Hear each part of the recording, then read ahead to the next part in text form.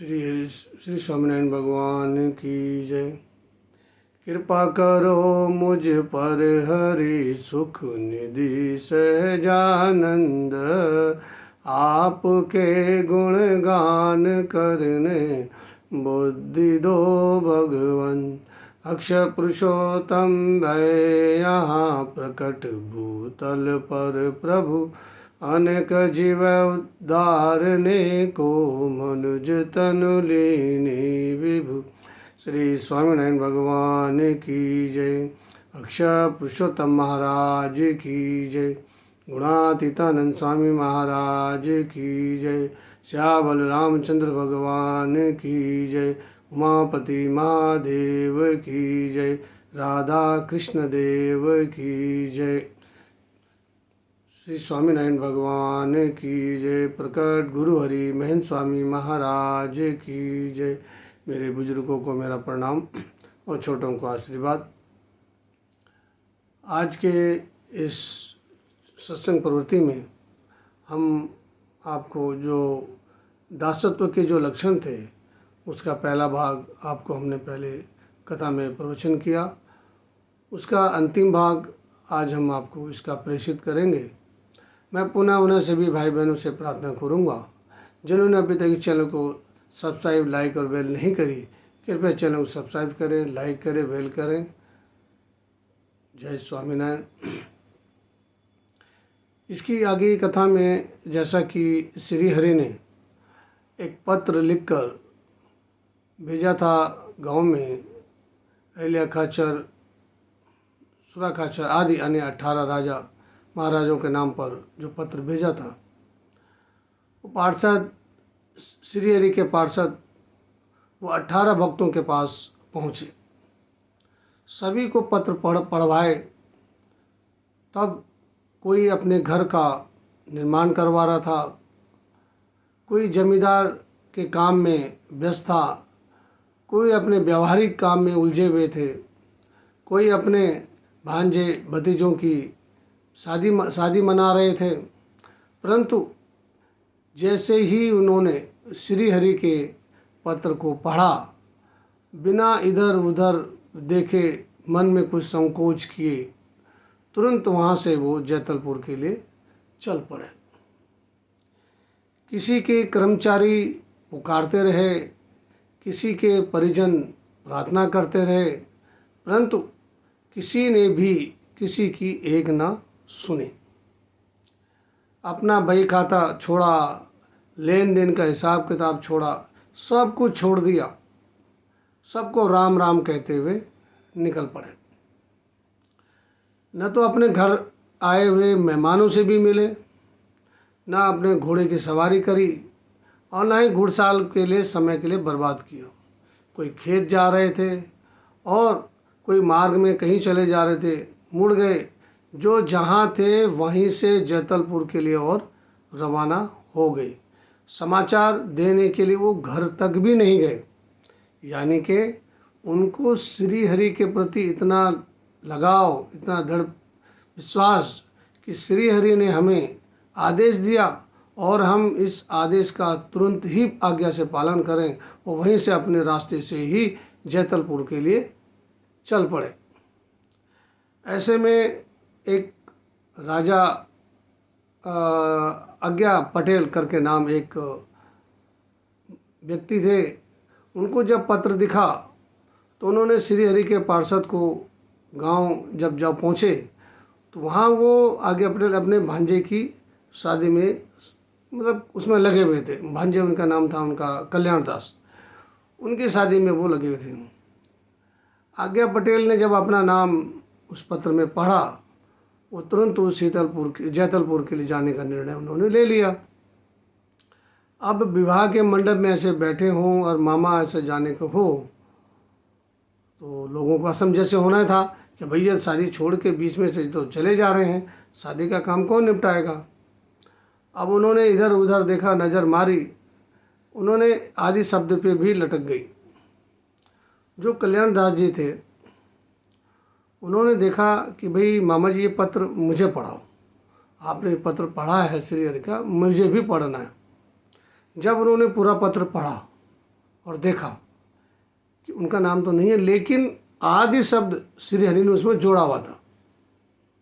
अब वो जो आदि शब्द था उसको पढ़ते ही जो उनके भांजा थे कल्याण दास जी, उन्होंने कहा मामा जी मैं भी चलूँगा। तो आज्ञा पटेल जी ने कहा इसमें तो आपका नाम तो है ही नहीं। तो उन्होंने कहा कोई बात नहीं, श्री हरि ने लिखा है ना आदि, मैं उस आदि में शामिल हूँ, तो मुझे भी जाना है।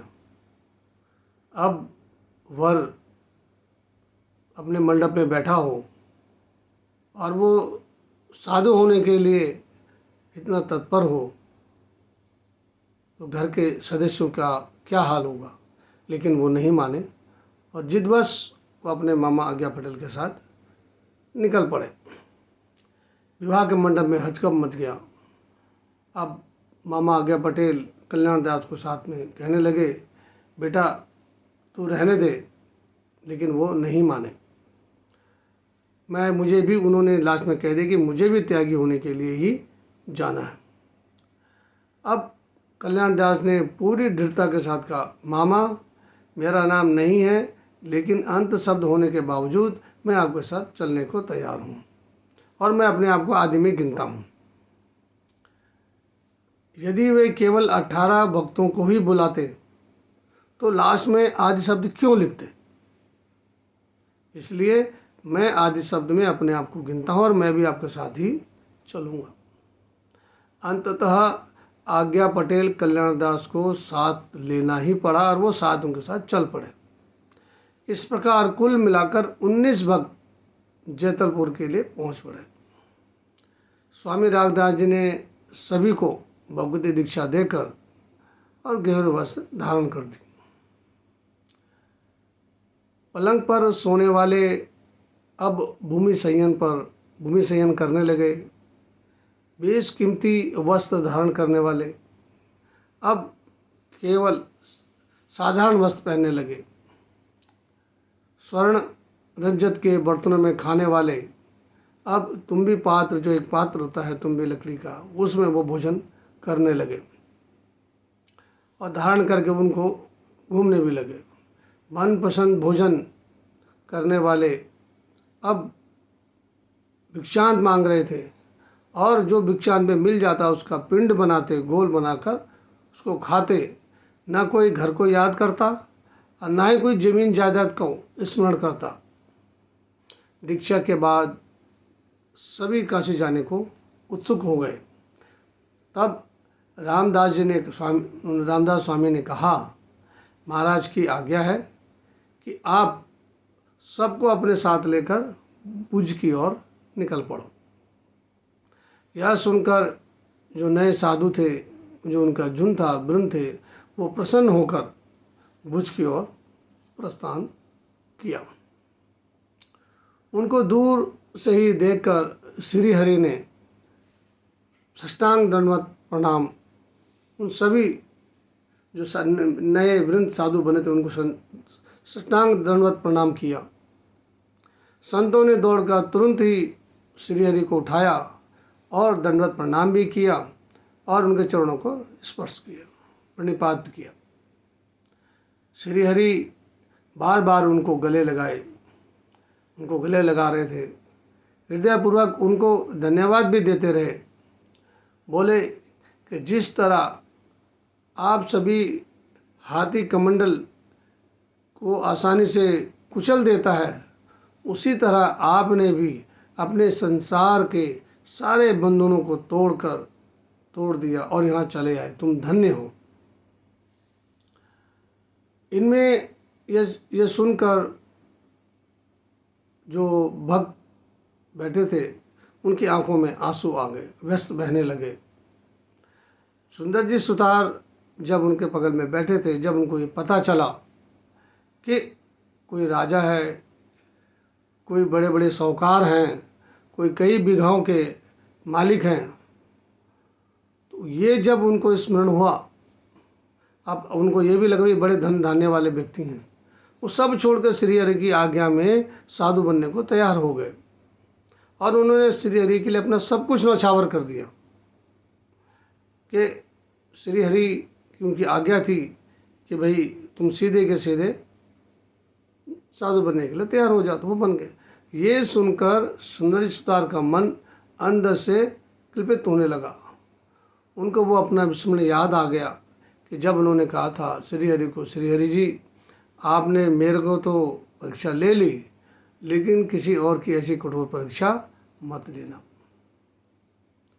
जब उन्होंने यह सुना तो उनको बड़ा दुख सा हुआ। और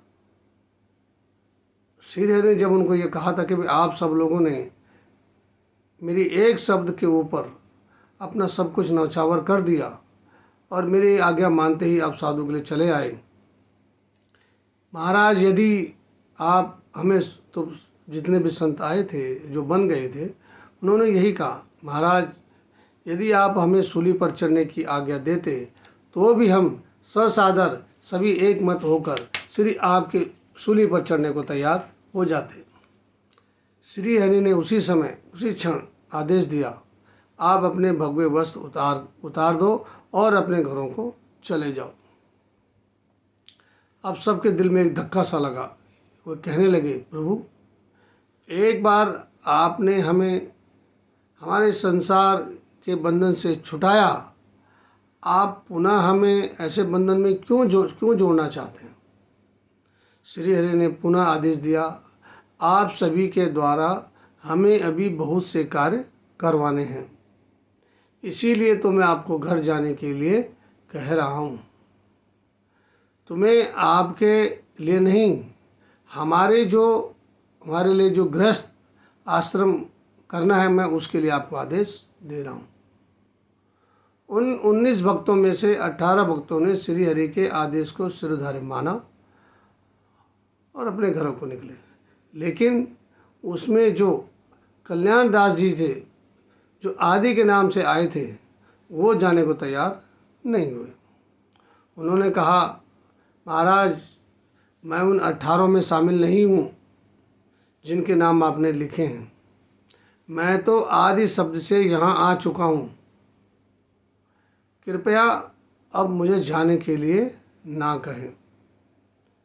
श्री हरि ने उनकी प्रार्थना मान ली। अपने विवाह मंडप से त्यागी होने के लिए निकले ऐसे युवक का अद्भुत जो पराक्रम श्री हरि ने देखा तो उन्होंने उनको दीक्षा दे दी और स्वामी का नाम रखा अद्भुतानंद स्वामी। स्वामी अद्भुता ने आगे चलकर भगवान स्वामीनारायण के कई जीवन प्रसंगों का सुंदर ग्रंथ रचा। यहाँ भक्तों की समर्पणता की ऐसी बुलंदियों दिख रही थी जैसे कोई भी त्यागी का गुमान उतर कर उन्हें वास्तविक अर्थ में दास बनने के लिए सक्षम हो। यहाँ सुंदर जी का मनोमंथन है और हमारे मान का भंजन भी है। आज के इस वचन में हमने ये देखा कि श्री हरि ने सुंदर जी सुतार के मन अहंकार को जो उन्होंने बताया था उसको साक्षात प्रमाणित कर दिया कि देखो ऐसे भी लोग हैं जो अपने इसमें एक आवाज़ में चले आते हैं। तो मेरी आज की ये दासत्व भाव दक्षिण भाव दासत्व के जो लक्षण हैं वो श्री हरि की इस कथा में आपने सुने। मैं आप लोगों से पुनः प्रार्थना करूंगा, जिन लोगों ने अभी तक इस चैनल को सब्सक्राइब लाइक वेल नहीं करी, कृपया चैनल को लाइक करें, वेल करें, सब्सक्राइब करें और ताकि सभी अपने भाई बंद, अपने आस पड़ोस के जो भी मित्रगण हैं जिनसे आप प्यार करते हैं उन सबको प्रेषित करें, आगे करें, बढ़ाएं। जय स्वामीनारायण।